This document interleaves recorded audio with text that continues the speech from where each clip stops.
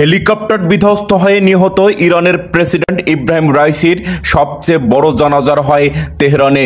রাজধানীর তেহরানে বিশ্ববিদ্যালয়ে তার জানাজায় লাখো লাখো মানুষ অংশ নেয়।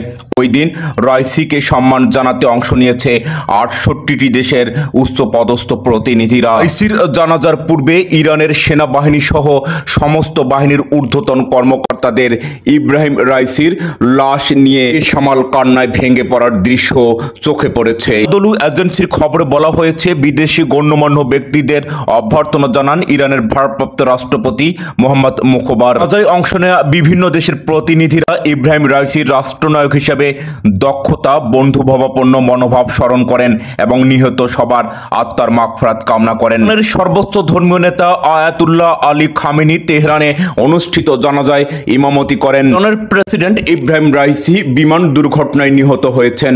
সংবাদটি সমগ্র ইরানে ছড়িয়ে পড়ার সাথে সাথে শোকে আকাশ বাতাস ভারী হতে থাকে।